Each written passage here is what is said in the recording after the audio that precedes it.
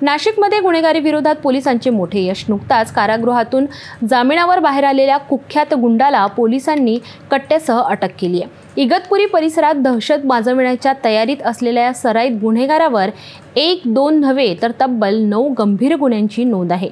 हा गुन्हेगार पोलिसांच्या रडारवर होता आणि शेवटी रंगेहात पकडला गेला।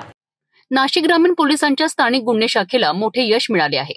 इगतपुरी तालुक्यातील घोटी सिन्नर रोडवरील SMBT हॉस्पिटल परिसरात देशी बनावटीची पिस्तूल, 2 जिवंत काडतुसे आणि धारदार कोयता घेऊन दहशत पसरविण्याच्या तयारीत असलेल्या 21 वर्षीय पुरुषोत्तम उर्फ गग्गा संजय गिरी या सराईत गुन्हेगाराला पोलिसांनी रंगेहात पकडलेत। पुरुषोत्तम गिरी हा नांदगाव सदो येथील रहिवासी असून घोटी, वाडीवर्रे आणि इगतपुरी पोलीस ठाण्यात तब्बल 9 गंभीर गुन्ह्यात वांछित होता। खून, गंभीर मारहाण, दहशत माजविणे असे गंभीर गुन्हे त्यांच्यावर नोंद आहेत।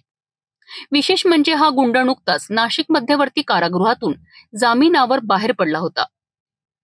तुरुंगातून सुटल्यावर तो पुन्हा गुन्हेगारी वर्तणुकीत सक्रिय झाला आणि त्याच्या विरोधात पोलिसांनी पुन्हा कारवाई केली आहे। या यशस्वी कारवाईत पोलीस अधीक्षक बाळासाहेब पाटील, अप्पर पोलीस अधीक्षक आदित्य मिरखिलकर यांच्या मार्गदर्शनाखाली वरिष्ठ पोलीस निरीक्षक रवींद्र मगर यांच्या पथकाचा समावेश होता। पोलिसांनी स्पष्ट केले आहे की जिल्ह्यातील अशा सराईत गुन्हेगारांविरुद्ध कठोर मोहीम राबवली जाणार असून कायद्याचे राज्य प्रस्थापित करण्यासाठी कठोर पावले उचलली जातील। गुन्हेगारीचे हे सावट दूर करण्यासाठी पोलिसांची ही मोहीम निश्चितच कौतुकास्पद आहे।